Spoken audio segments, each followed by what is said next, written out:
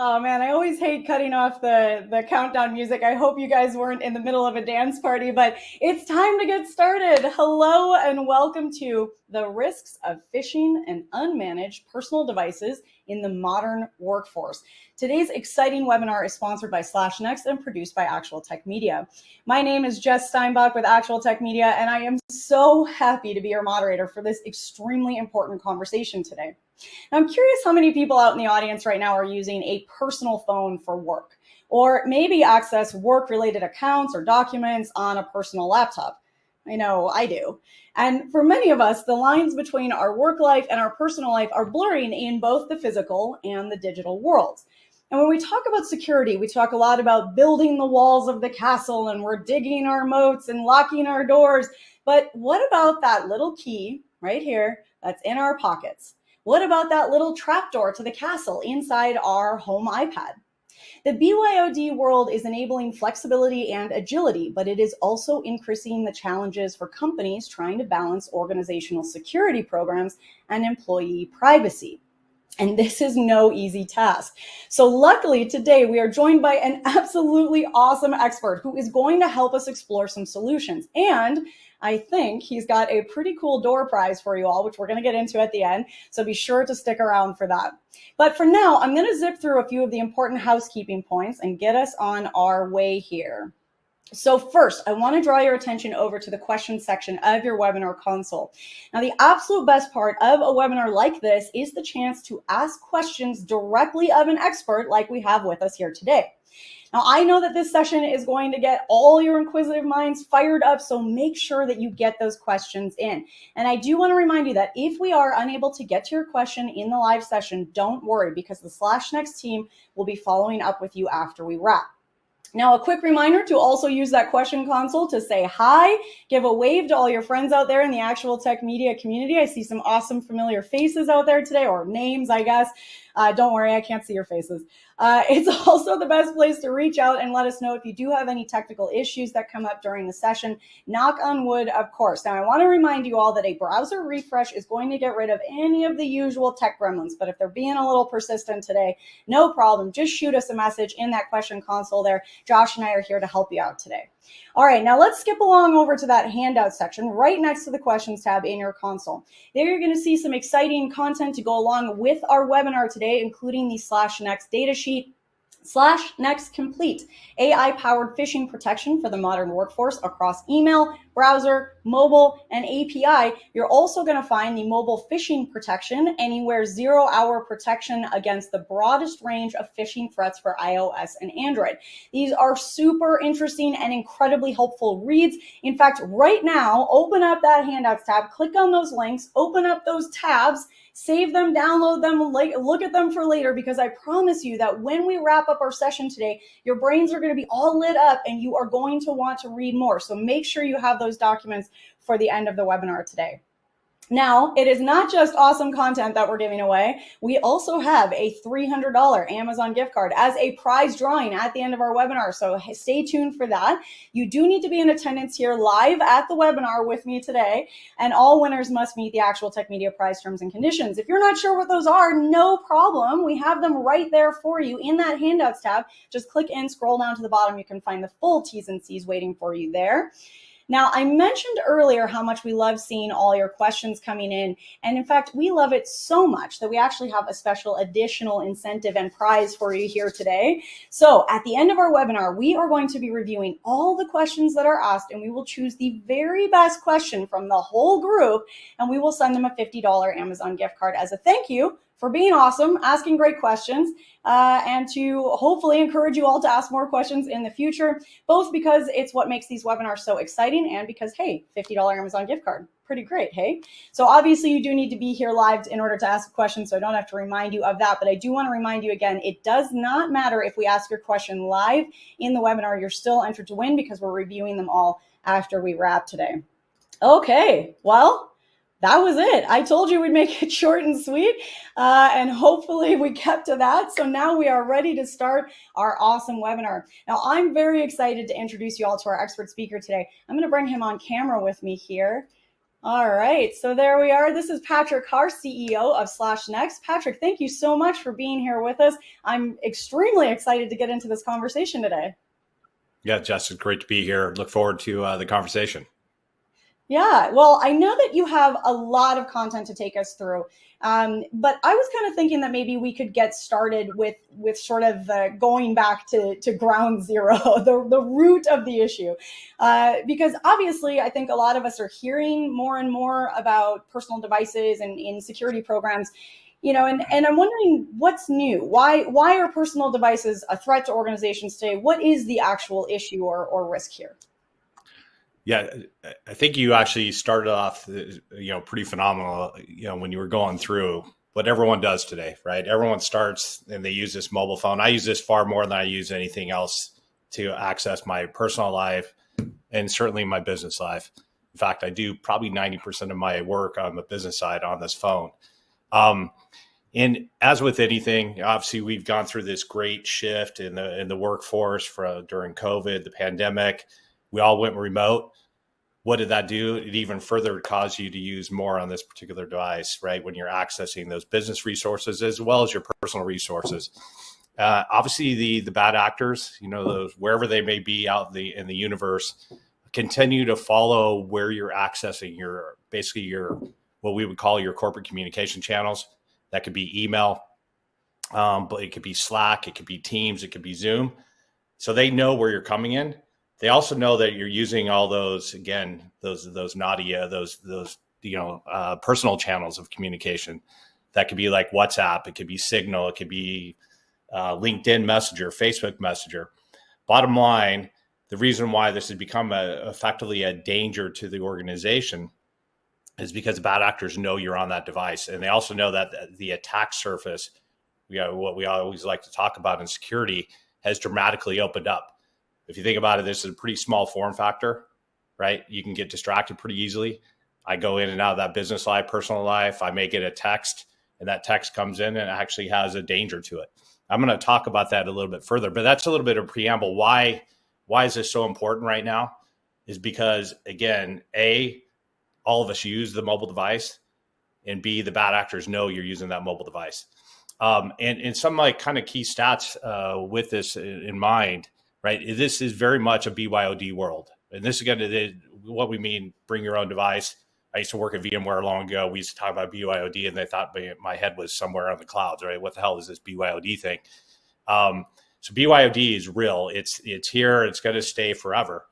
And as this highlights, 67% of enterprises or businesses today have a BYOD policy, meaning they're not giving you company issued devices. They're not giving you that company issued phone.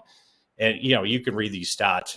There's many more stats out there. 87% of organizations depend on users accessing their business services on their own BYOD or their mobile phone. And because of that, and you can look at n number of studies, whether it be Verizon, you can look at Gartner, you can look at, again, many independent security studies, 83%, there's been a dramatic rise and increase. In fact, 83% increase in mobile threat attacks. And again, why is that? Because they know that you're actually using that device to do your daily life. So, that's a little bit of context as to why, right? It's kind of a little bit of trends of what's going on in the organization and why the bad actors see that as such a great attack vector right now. Yeah, that really, it's funny when you were talking about the BYOD, even a few years ago, and I used to work for a co-working space. And I remember when we first started trying to even just get Wi-Fi that worked for a BYOD environment, it was, people were looking at us like we were crazy. It was only universities and libraries that had to deal with that.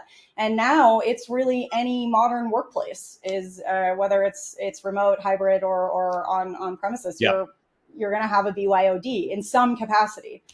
Yeah, I think you're more the abnormal, if not the normal. Yeah, you're abnormal if you don't have BYOD in your business, right?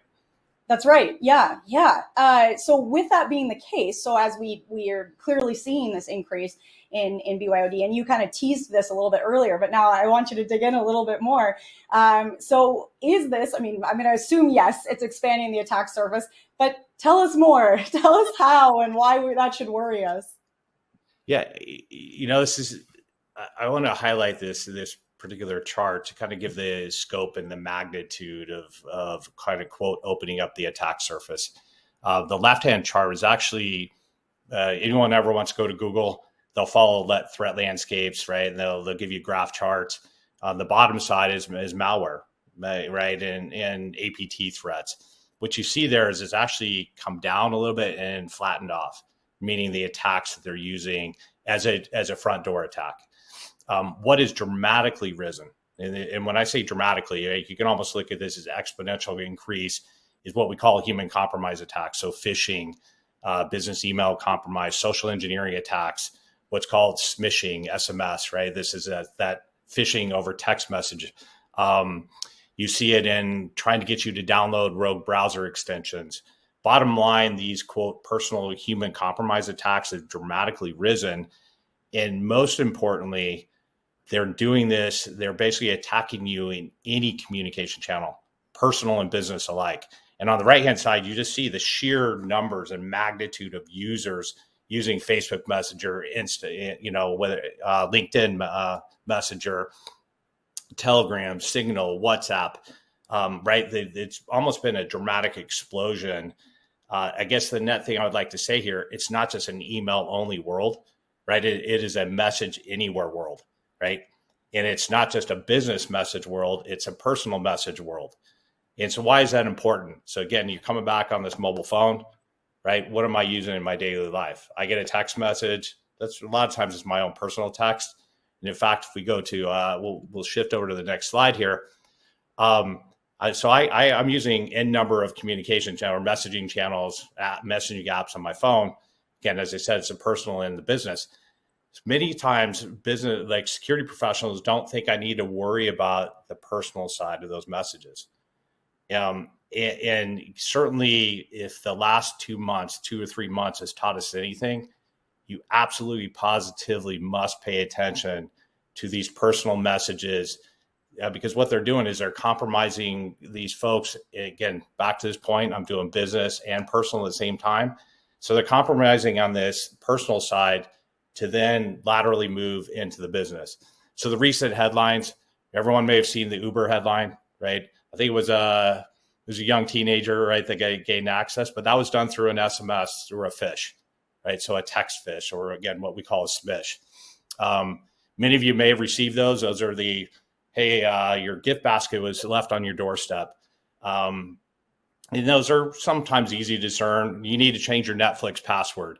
But what are the scarier ones, right? Your Chase bank account got compromised, and you need to change something immediately. It's not just the link one. So think about this in the IT side for a moment. Call your IT department immediately because your account got compromised. And they actually just put a phone number. It's not even a link. So these are kind of examples. And Uber is the latest example of the, quote, break-in through a phish and a very unprotected device. And then they backdoored into the company. Twilio had the exact same thing happen. In fact, they published this for anyone that wants to get into it and read some of the kind of nitty-gritty details for how the data breach occurred. It started with an employee smish. Click on this link. Interestingly enough, we're constantly following. We look at these anatomies of attacks, and it's very interesting to see the dramatic rise in these personal communication attacks. The last one I'd point out, and I don't know if everyone's aware of this one, it was kind of a big subject at Black Hat, was the personal Gmail phish of an employee at Cisco. And again, why I should never have to worry about a personal Gmail account. Why is that important to me? Well, guess what? Again, I'm using this. I'm distracted. I may use my credentials, my username and password in my personal side. I use that same thing on the business front. So they were able to get access to the credentials, hijack the browser, then come through the back door. So bottom line, the reason why I'm pointing these things out, it's not just me talking about these events can happen. They are happening. They're real. And there's real data breaches that have been discussed. So bottom line, the key thing here, if you dissect any number of breaches, whether it's a data breach, a ransomware breach, or a financial fraud breach, they all start with that human element, right? That human compromise. 90, 95%, depending on who you listen to, say they all start there. So this is the reason why this is a very important topic, whether it's me talking about this or anyone else, coming back full circle to this mobile device. It's very important that you really look at how do I protect that environment. And this really gets to the heart of it, because you can't stop what you can't see. And I also like to say, and I'm maybe I'm a king of one-liners sometimes. It only takes one. It only takes that one click, that one phone call to give up your username and password, right?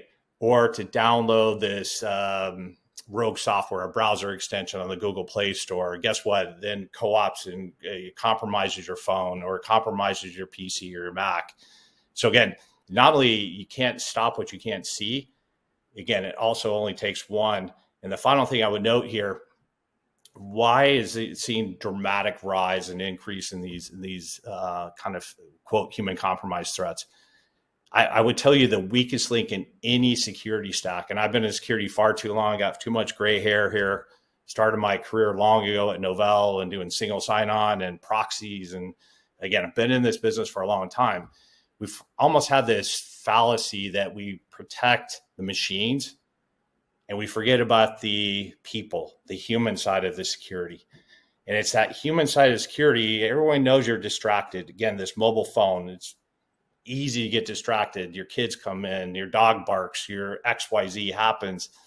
And so they know this.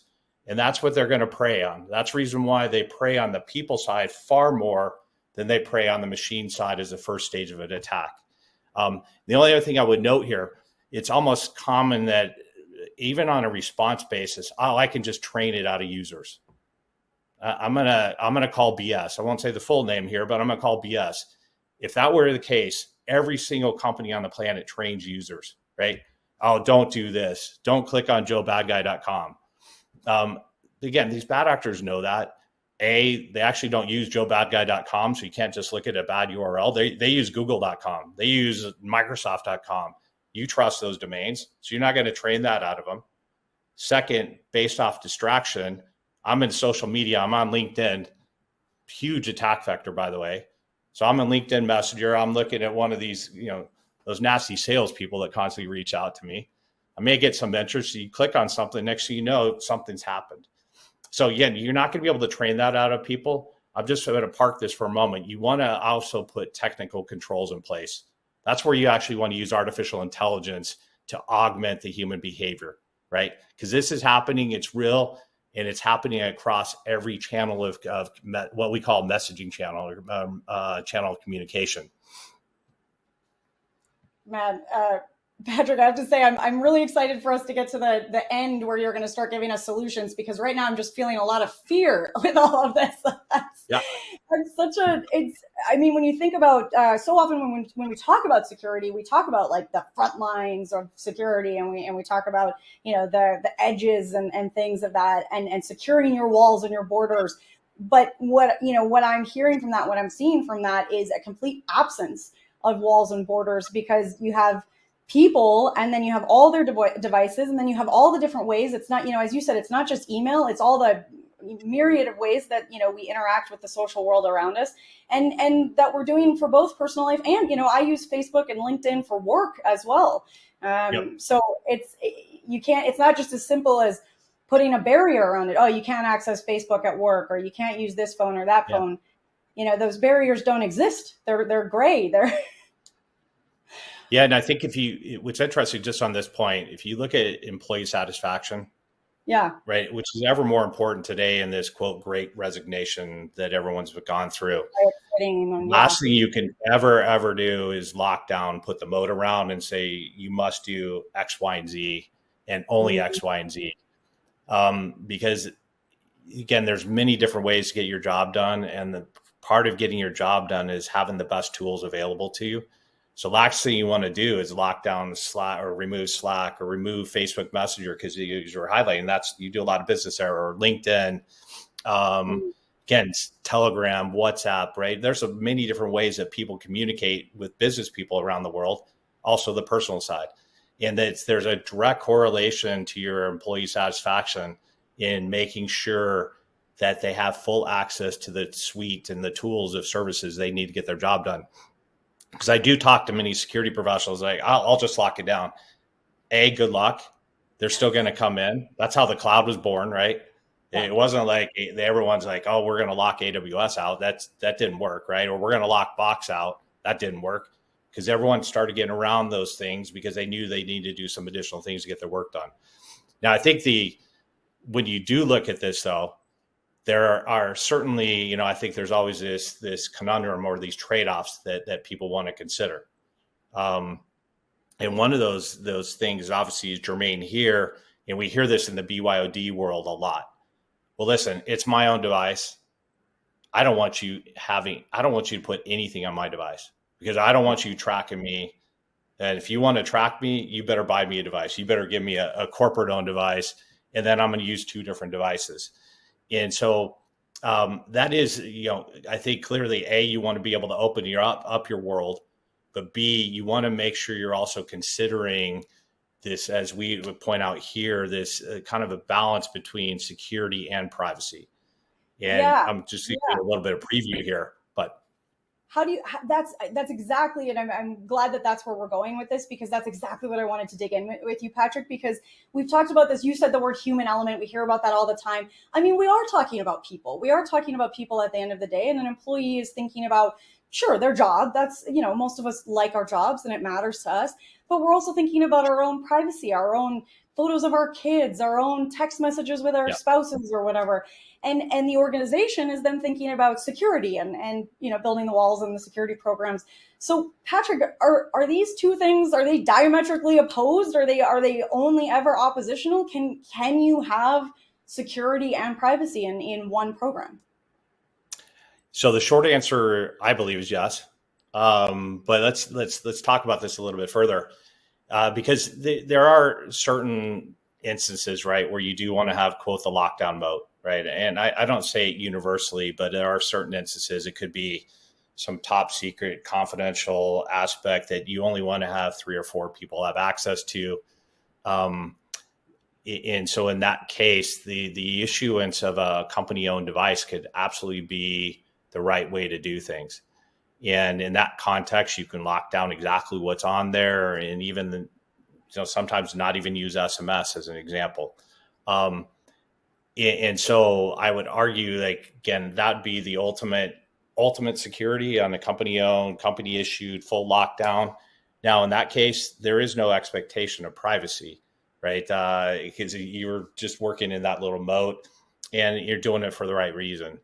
Now, on the other side of the equation, right, many people argue, like on a BYOD, my own personal mobile phone, I want the ultimate privacy. I don't want the corporation to know anything I'm doing, browser behavior, photos, no insight to anything of the apps that are going on.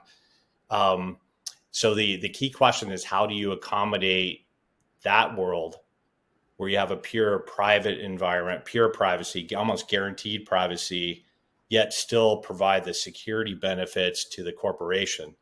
As I was highlighting, I think very much you can have your, quote, cake and eat it too. And the way you do this is by effectively, because there's many companies out there will offer almost security benefits from an HR perspective. And now you may ask, like, so as an example, LastPass, so you can do password management at home, and there's a home version of that. It's a lot of other companies, security companies, that will kind of give that personal benefit. And in that context, nothing's ever reported back to the company. Now, why do companies do that? It's because the companies get this almost altruistic security benefits, because they know, listen, if I'm protecting your personal life, I use those examples before, that personal Gmail. I know if I'm protecting that personal life, I actually prevent the crossover, the lateral attacks into the company life, right? And so there's a tremendous benefit to being able to provide that, again, through a different way of doing it, but provide that benefit through HR or as an employee benefit. And in turn, what that does for the employee, I get full security around all my personal applications. And yes, again, I also get company, effectively that company gets that benefit because I don't get those lateral movement. And so again, this is a continuum. I think what you want to look at here is, how do I solve for that continuum, understanding my requirements, right? Again, if it's a highly confidential, top secret, Department of Defense. I want a fully locked down managed device. That's great. Or maybe for my execs, I want to have something, and then they have a separate BYOD device that they use on their own. And then you have the other side of the continuum, which is I have my own mobile phone. And that context, I, as a security professional, still want to give them a security benefit. So I'd ask your security companies out there, how can I take advantage of, like, again, the password management, or in our case, the mobile security protection on that personal device without ever reporting anything back to the company? Again, benefit for the personal use, but also benefit for the company use, because I'm going to prevent all those personal attacks from happening. Hopefully that makes sense. It does, and I really like it because, a lot of what we talk about anytime we're discussing the human element of security, you can't help but at some point kind of talk about change management principles. And I think reframing the conversation from we're locking things down to this is actually an added benefit to you in your personal life, working at this company, and being part of this team. Not only will we, help you keep the organization safe, we'll help you keep you safe. I really like that reframe of the story. Yep. Yeah, and I think that's a really important thing, again, to zoom back out here for a moment. Just some things to consider before we even get into how we can help in this environment. Number one, how can you augment your training programs? Again, everyone has a security awareness. I think in some respects, it's almost required, whether you're doing SOC 2, Type 2 compliance, or whether you're getting insurance, security insurance. Governments sometimes require it. So again, almost every company out there does some form of training. If training worked in of itself, the bad actors, you wouldn't see that exponential curve, right? And you would not see all these headlines. I'm going to date myself here for a moment. I used to watch David Letterman back in the day. It was Stupid Human Tricks, right? I hate saying it and equating to this, but this is exactly what they're doing. They're doing the stupid human tricks. They're trying to trick you to do something. And if it wasn't successful, they would not do it. And if training was successful, then obviously they would not do it. So that's just point one. You do need to look at how do you augment your training in your environment. Number two, as we were just talking, don't be the purveyor of no, be the purveyor of yes. Because if you do that, your employee satisfaction is just going to be tremendous. B, you're going to be a lot more productive because I have the tools necessary to do what I need to do. And C, guess what? Especially if you embrace BYOD and embrace the personal mobile devices, it's actually a lot more cost beneficial to you as a company. Because I'm not managing all these fleet of devices and shipping those things out. And as I point out, on the third basis, you can have your cake and eat it too, because this is not an either or, it's an and. You can have company issued devices, company issued mobile phones, and you can have BYOD mobile phones that have that guaranteed privacy and get that security benefit to the corporation. And if we really look at it, so how can we help here? I've always been a fan, and we have a lot of customers out there that use our mobile security apps. And we kept getting back to this privacy and security conundrum, or this, you can have your cake and eat it too. We first came out with our business app, right? In our business, our mobile security app for business. In this context, you can basically, in any app that you're in, whether it's Zoom, whether it's in SMS, whether it's in WhatsApp or Telegram or Twitter, pick your poison, whatever messaging vehicle you use, even your corporate Outlook or your personal Gmail, we're going to give that real-time, what we call click protection. So anywhere there's a link, 90+% of all phishing attacks, social engineering attacks are link-based. And that link is simply click here to go do this, click here to go change your password, click here to, fill out this form, click here to download this software, right? Those are the tried and true techniques. And I am here to tell you that all the old school techniques I'm talking about from a detection standpoint of looking at domain reputation scores and signatures doesn't work. You do need to use AI. Artificial intelligence is that great equalizer to the bad actor.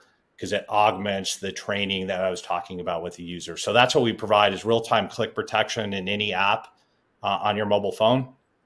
And then we also have a special, basically tuned engine machine learning running local for SMS. So I mentioned some of those text messages that got compromised for users, both at the Uber level and then at Twilio. Those two attacks in particular, because we've dissected, we looked at it, kind of the anatomy of attack, we blocked those. We would have blocked those had they had our SMS protection. And again, why is SMS protection important? Because it's a heavily attacked vector right now from the bad actor perspective. So that was our first app that we came out with, and that was meant to protect both the company issued devices as well as BYOD.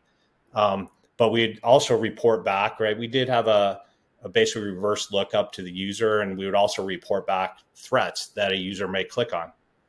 Or if it was an SMS, we would actually, in the Android case, would be able to see what that SMS was. But as we were rolling this out and working with some companies that had heavy BYOD policy, said, listen, I would like to offer this as a security benefit to my employees, but they don't trust anything I'm going to give them, right? They don't want anything going on that device. So listen, let's work with you on a solution that says, listen, I can still provide that security protection, give that what I was talking about before. If whatever I protect on the personal side is going to protect the business. But let's look at it from this perspective that we never report back any threats that they looked at, any browser behavior, any app inventory, anything personal is just kept personal. And it's on behalf of the user to activate the service on that phone. And so this is where we've developed, we have what's called SlashNext for personal use, for personal BYOD, guaranteed privacy on that device. You own everything. All the company ever issues essentially is the license. And so we found that to be hugely beneficial for the distrust factor that sometimes companies have. I hate saying this, companies sometimes have that with their employees of, I just don't want the big brother, big sister effect to look at this. So that was the second app that we came out with. And the third was, I can't tell you how many times, I don't know if you've had this, your mom calls, your dad calls, your grandparents, or even your kids, and they're like, you're almost like the IT professional. And I said, wow, unfortunately, I clicked on this thing, and I'm really fearful. My mom's done this. I'm really fearful someone took my banking account information. I don't know if you've had that. Yes, I have. I'm sure everyone out there has had that type of situation. And so this is where we came out with the home version of our app. And it's really helped. It's met up to 5 devices, 5 mobile phones in your environment, and you can protect not only your own device, but you can protect your families. And so you can really get out of, quote, the IT support. But more importantly, I've got younger kids. If you ever heard of Discord gaming, whether it's in pick your flavor of the game, they use Discord as a kind of message app. You look inside there, the number of compromised attacks in there is incredible.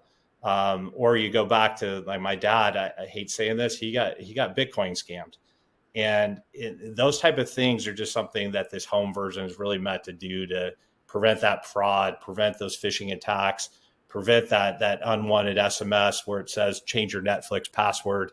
I actually saw that on Nextdoor, by the way, so I'm borrowing that one. Is there anything out there that can help me prevent these type of things? So that's the reason why we've come out with this full family. And that's where I highlight back to the point, you can have your cake and eat it too. You can provide security benefit and you can guarantee privacy such that you can feel comfortable using this to protect your lives. Wow, Patrick, I'm literally running through in my head the last conversation I had with my mom, and she was telling me some things she was clicking on, and I was like, Mom, don't click on that. Like, it's, and it's shocking because it seems like basic 101. And I'm wondering, as you're kind of saying that, so if one of the major benefits is this opportunity to sort of extend the protection umbrella, I'm picturing like a cool sci-fi bubble that goes around all the employees and their family members. If that is one of the benefits, how easy is it? You were talking about training earlier, and training we know is not the magic bullet, but it is important. when we're implementing a new, tool? How easy is it for the average employee and then potentially the average employee's grandma to be able to use SlashNext? Yeah. So to that point, let me click here for a moment. We spent a lot of time just back to this. Keep it simple, stupid. I hate the KISS philosophy. Everyone's familiar with that, right? In terms of how easy it is to download and activate. And so you can go to the App Store right now. In fact, one thing I was going to let everyone know, for anyone who's attended this webinar, we are making available a 12-month free subscription to the app. So you can go to the iOS or Android store, and you have the ability to download this. And it is going to provide that 24/7 protection of that personal life, right, on your home devices. And so you'll be able to see how easy it is. It literally is like 5 clicks, and you're up and you're protected. And when I say protected, you're full protection for any app. So it's not just the WhatsApp app or the Telegram app or the Facebook Messenger app or the LinkedIn app. It's all your apps, and it's also your SMS. That nasty, again, I was going to say one other one. Call the IRS immediately because you're getting audited, right? We again, back to the fear. So that's what it'll stop. Yeah. And again, you're going to be able to see how easy it is to do that. And even on the business front, right, when you're deploying the business side for the security professionals out there, we do integrate with Intune, AirWatch, actually VMware changed the name, but there's multiple different tools, the mobile device management tools that you can simply create a package, push it down to all your users, and it's, again, instantaneously available to be able to protect that environment. Yeah, and I want to remind anyone in the audience out there that's sort of laughing at the ridiculousness of the questions getting asked. There are the ones that are really obvious. There are the ones that are, okay, obviously the IRS is not texting you to tell you that you're getting audited and you need to call this, local number immediately. But there are also a lot of these threats out there that are really subtle. And as you were saying, you really are the king of one-liners. I love it. It really would be a lot easier if everyone was wearing Joe Bad Guy on their shirt, and they're not. And I think, sometimes because we hear about this stuff every day and we think we're really alert and aware, but that fatigue kicks in. And I heard one the other day that unsubscribe was the link. That was, the malware. And that one really scared me because I click on unsubscribe links a lot. And I'm not always hovering over to check the link before I click on it. So even if you think you're aware and you think you're doing well, I mean, your stats earlier proved that even the best of us are going to be fallible at one point or another. Yeah. And I didn't say this before, but back to that training point, 100% correct. The bad actors know it. And by the way, the bad actors are not just the teenager out there. It's also the big corporations that have been set up, right, to go do this continually. So they're constantly changing. And one of the things you want to be mindful of, particularly when you're going to go bet on someone to help stop this using AI, make sure they're able to detect these things at time of creation, what we call 0-hour links. The reason for that is these things dynamically change every 24 hours. And they may change from the top of the page to, as you were pointing out, the unsubscribe. Anywhere that I can click interact is what they're going to do. As I also said, they're going deep inside of trusted domains. The reason why we call it SlashNext is back to that Joe Bad Guy type of example. And that is very easy to say that's a bad URL or a bad domain. But you cannot train someone to say google.com is a bad domain. And again, why we call it SlashNext, it's google.com /////. That is where the next attack is. And that's what you have to do. That's why you want to use the latest behavioral analysis, augmented AI, to be able to almost give that second pair of eyes to the user. And because that AI is not distracted, it's going to actually be able to discern color changes. Is that Office 365 page exactly how it's supposed to look, right? Using computer vision. Is the language on that page exactly how it's supposed to be said, right? Or is it some dialect that you can actually discern? Those are the things you can use with machine learning classifiers that you cannot necessarily do as your own. And then finally, one thing that we do is we'll actually say, hey, not only when you click something, we're going to block it. And then we're going to tell you why it was blocked. They're going to say, hey, this person was trying to steal your credentials, or this person was trying to get you to download software, or this person was trying to get you to do X. And the reason why we do it, we call this live reinforced training. It's almost at time, if you know it's real, you actually pay attention more. So the next time you go to it, right, you're even going to have another level of perhaps distrust or another level of inspection. So really thought about this really from a user orientation, how they interact with these threats, and also how to really help support that user using artificial intelligence to make sure, A, they're not going to participate in it, and B, they learn for every time something's going to happen. Because I can promise you this, I can't exactly say what type of phishing type of attempts are going to occur in the future, but let me give you a quick preview. I can guarantee you, we've heard about deep fakes, right? Where there could be someone that you may not know who you're talking to. It could be holograms. I actually believe you're going to see hologram phishing. So there's going to be some pretty unique things as the technology world evolves. So too will these bad actors. So that's the reason why constantly doing this reinforced training is going to be important. Wow. This is very off base, but since you brought it up, I have to ask. I've been dying to ask an expert this. Do you know, I heard that with deep fakes, that if somebody's deep faking that face to face, that if you ask them to turn to the side and show a profile, that can sometimes break the AI. Do you know anything about that? You're going to have, there's a couple of you that you'll also see a slight disconnect on the voice. Okay. Right. So okay. It's not perfect by any means. There are certain ways to tell, but I will also say going forward, I do like back to my one-liners. You need to fight AI with AI. Yeah, I don't want to put these human eyes, right? Mine are pretty crappy. I don't want to put them up against some of these bad actors. And I'll close with one final one-liner. And again, I'll date myself here for a moment. Any friends, any fans out there, Fast Times at Ridgemont High, Spicoli said, we have an awesome set of tools, we can fix it. And in this context, use AI to kind of fix these problems. And don't forget protect the human element. I actually look at the human side of security as the weakest link in any security posture. And it's the least protected. And it's also the least allocated from a dollar perspective to again, it's not just training. I'm going to allocate 10K to train, allocate real AI controls over here. And you're going to prevent 99% of all the things we're seeing out there. And then you can focus on that last thing that matters, as opposed to trying to whack-a-mole. Well, I love that. I really could keep talking to you all day, but I want to get to a few of these questions that have been coming in before we wrap up.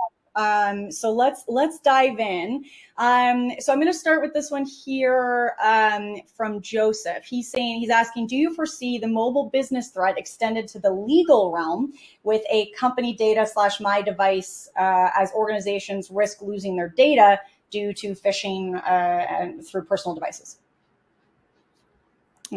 Yes, absolutely. I mean, in many respects, the legal world drives the world, and every new warning label is a lawyer sitting behind that had some success in that particular aspect, right?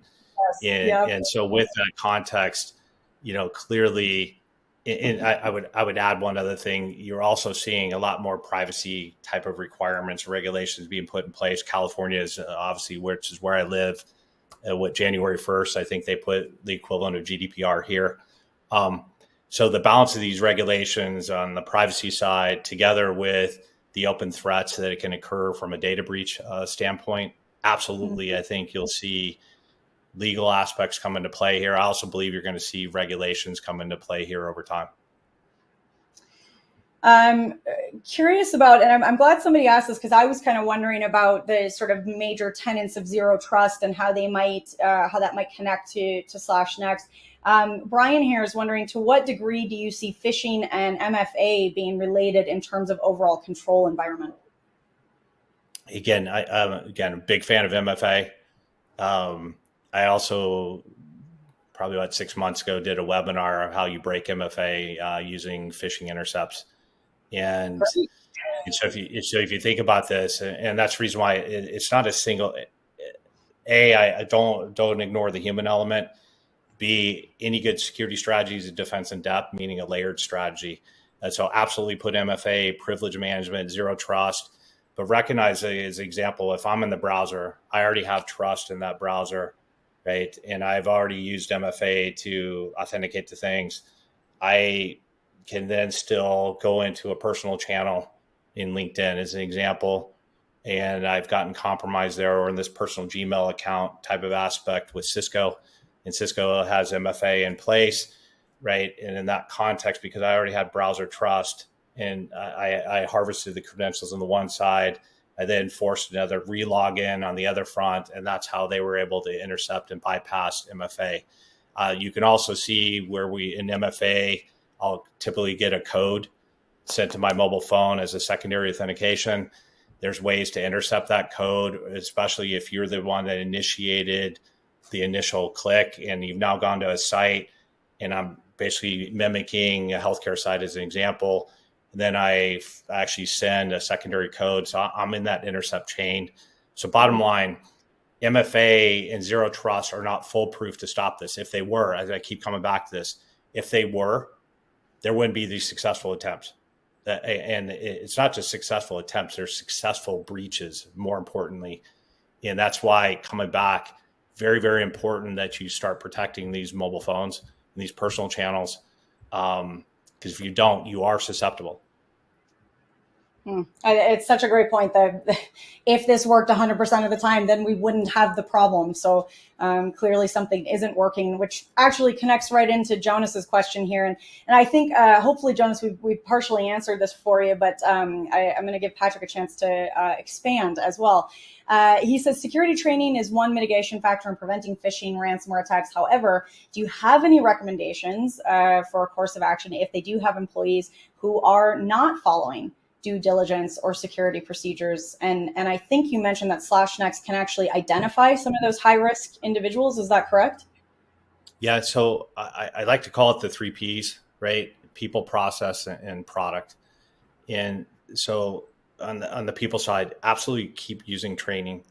But as you also see in your training here for a moment, the top, the top clickers show up in your reports time and time again, right? So that becomes your problem employee side.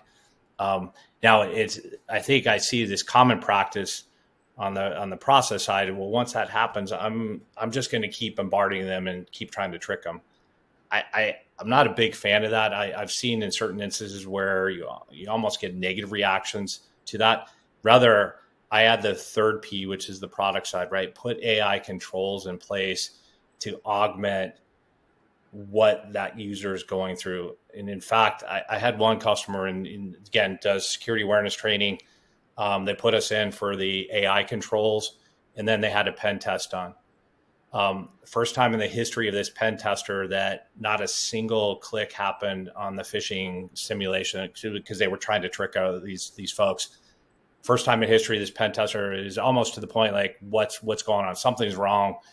Look behind the scenes. There was actual clicks that happened, but we had blocked it, and we threw up that live reinforced training page. So from an external standpoint, it didn't look like anything happened. There were zero things that occurred. Behind the scenes, that augmentation happened. So it stopped those clicks from, even though they clicked, it stopped them from resolving, and it gave them that further reinforced training. And I highlight this because the next time they did that, not only was there zero things, but there was zero clicks. And I'm not going to say that's going to happen for everyone, but coming back to this point, people, process, and product, make sure you put the AI controls in place to augment that user. And the final thing I would note on a process, and this is particularly important for the financial side of the equation, make sure you have an out of band, like second, let's call it human factor authentication, as opposed to just technology factor authentication. So if someone's trying to change your routing number, or ask you to change your routing number, or send this PO here, or the stupid human trick happened in my last company, send Patrick gift cards at the VMworld trade show, $15,000 went out the door.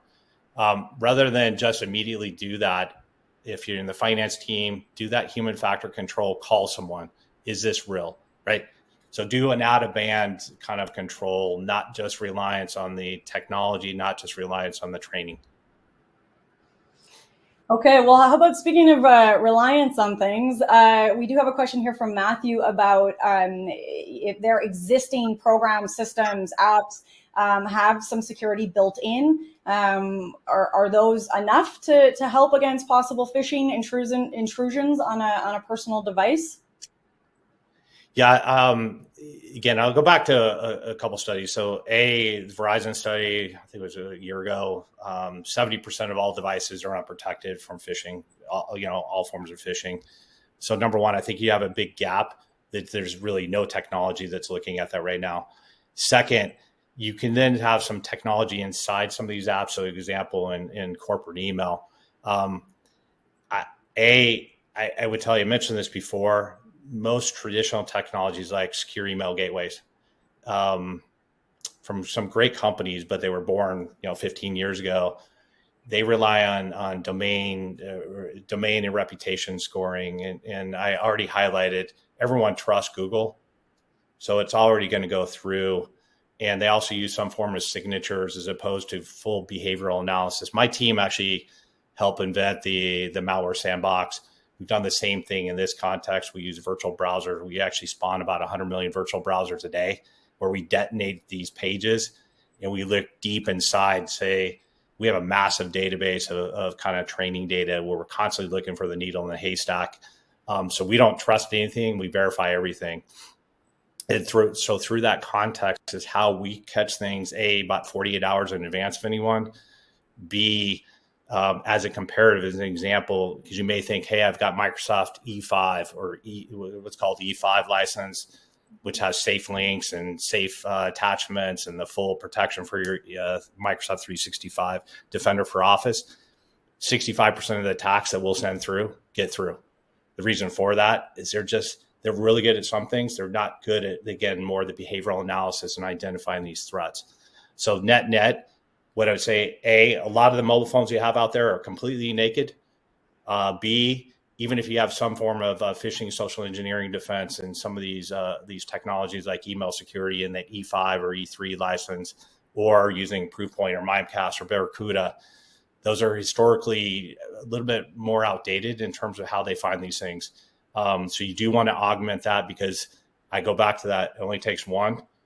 And once that one happens, that's when the danger occurs. And again, all those examples I used before, whether it be Uber, whether it be Cisco, whether it be Twilio, had some form of defenses in place, but they all escaped because of what I just talked about. All right. Well, I'm going to wrap up pretty quick here, but sneaking in one more question. And I think it relates to kind of what we were just chatting about. So this is from Patrick. He says, one of the things that we do if it's BYOD is we let I'm assuming he means, he says them, I'm assuming he means his team, know that if they are going to use company email or business on their cell phone, we tell them that while we won't look at anything, we can brick their phone at any time if something happens. So should we be doing that, or should we run some software that blocks access to known bad sites, phishing, or malware? So again, I think as long as you have that acceptable use policy within your environment to do what you're talking about, can certainly be suffice. I do know, again, and having worked with a number of companies out there, there is a little bit of that distrust of putting anything on my own company device, even though you're demanding that I do so to access the corporate resources. As I said, that's the reason why we developed that third way of doing things, where, again, that personal BYOD, where you can put it on that personal device, provide the security benefits, but it's not doing what you're talking about, where I actually put that bubble and then I brick something if it occurs. Because in this case, there's really not things communicating back and forth. Yes, I can still access the corporate email as an example, but that protection is happening real time and it's local. So nothing will ever escape that device. So I don't mean to be kind of give you a complete binary yes or no. The practice that you're doing, certainly something I see out there. And the only downside to that is, again, it's that personal device. And if the brick happens, you're going to have some pissed off employees. But second, there is another way to do that where you can just put that local software on that, get the security benefit, and you're effectively going to get the same benefit you're doing in this brick approach. I like that. Yeah, well, I wish we could keep going because we still have a lot of great questions coming in, but we are going to have to wrap it up there. Before you leave us, though, and I'm guessing the QR code is kind of part of the answer here. But if somebody's really excited about SlashNext, they really want to learn more, and I'm assuming everyone in the audience right now does. What do they do? What's their first step? How do they get rolling? Yeah. So first up, as I said. Again, just for joining this, listen to me talk with my one-liners. I got a few more if you want to talk offline. I was going to say one other one, which for Anchorman, you don't want to have a security program where, if you remember, he said 60% of the time it works every time. In this case, you want 100% of the time, or at least 99.9% of the time to work 99.9% of the time. Yeah. The first I do it. Yeah. So I do encourage everyone to go here. This is free for a year. My only ask, give me feedback. This is something new we put in, and I do think you're going to see significant benefits for your family and your home devices. So that's point one. Point two, for those that are evaluating their email security side, right? We protect all what we call messaging channels, cloud messaging channels. So if you're looking at your email side and you have E3 or E5 and you want to effectively modernize that email security, right? We plug right into Microsoft 365 and add that layer of security to help protect your environment. You can also replace your traditional SEG. I do like to say the SEG is dead. Move to that modern email security. We just did this with a very large company that basically saved 50% and got twice the protection. And then I've already talked about the mobile, the email, and then for your PCs and Macs, we have a browser extension, right? That we all talked about. We're using this BYOD on our own, and we go to LinkedIn, we go to Slack, we go to these other ways. That's the other way we can protect. Bottom line, regardless of us, again, if I leave you with nothing else, protect yourself, protect that unprotected. It only takes one. And if it didn't just take that one, again, these bad actors would not be successful. And so I'm a big fan of putting these AI controls in place to help you, help your company, help yourself as well. Because I've sat in there, I've been with some CISOs that literally the week before had just gotten compromised, and the pain that they go through is just, we talked about lawyers. The lawyers are the worst part of this, by the way. What they go through to remediate is pretty severe. So if you can prevent most of this from happening, then your life, your personal job aspect is also going to be much better. Well, I really appreciate that. And I want to thank you for kind of taking us on a journey. I was just scanning through the questions and I saw a post from Sean saying, is nothing safe? And I have to relate. I a couple of points actually got, and this is not moderator showmanship, I actually got goosebumps a couple of points when you were talking. Oh, yeah. It does start to feel, you want to like throw your cell phone out the window or wrap everything in tinfoil. And I get it. And I want to thank you for kind of taking us through some of the risks, but then also giving us some really great solutions and ideas and suggestions. And I think that SlashNext, the using AI to fight AI is pretty incredible. And that is exciting. And that is hopeful if anyone was feeling worried. Absolutely. Well, thank you so much. As always, please feel free to reach out to me. Again, I love hearing stories and then again, how we can help. Yeah, absolutely. And it really has been a pleasure chatting with you, Patrick. I would love to bring you back on for some more of those one-liners again soon. There you go. All right. Thank you. All right. Well, and thanks to everyone out there who asked a question today. I do want to remind you that if you asked a question we didn't get to, I know we're right at time now, so we just ran a little bit short on time. But we will make sure that all of your questions get to the SlashNext team, so you will have a chance to hear back and get some answers to those questions. So keep them coming in, and they will get followed up on. Now, I do want to also remind you to head on over to that Handouts tab if you haven't already done it. I mentioned them right at the top there. Make sure you get those data sheet, SlashNext complete AI-powered phishing protection for the modern workforce across email, browser, mobile, and API. So we just heard about that whole platform. Go check it out. Mobile phishing protection, anywhere 0-hour protection against the broadest range of phishing threats for iOS and Android. So again, lots of great information, lots of leaning into that hopefulness that we're looking for, the what you can do instead of just focusing on the risk. So what you can do right now, you can download those handouts. You can start connecting with SlashNext and start getting some of those solutions together. Now, I know that a few of you are hanging out right now because you know what's next. There we go. All right, so we do have a $300 Amazon gift card to give away to one lucky winner in our audience here today. I'm going to remind you that you must be here in live attendance with us. And this $300 Amazon gift card is going to Anita Ghosh from Virginia. Anita Ghosh from Virginia. Congratulations to Anita. As always, we will be in touch about claiming your prize after we wrap up today. And with that, on behalf of the Actual Tech Media team, I really want to thank SlashNext for making this event possible. A giant thank you again to Patrick for an absolutely fascinating presentation and a conversation. I learned so much today. This is just such a fascinating topic. And I mean, if you're a human in this world, regardless of your position, your organization, your industry, this affects you. So I'm really glad that you all came and attended. A big high five to everyone who asked a question and participated in the discussion today. Really is what makes these types of webinars so exciting to be a part of, because they give us that opportunity to connect and to explore these ideas, going from the scary to the hopeful together. So I hope you had a wonderful time today. I know I did. And I really can't wait to see you all again soon. And until then, I hope you have an absolutely beautiful end to your day.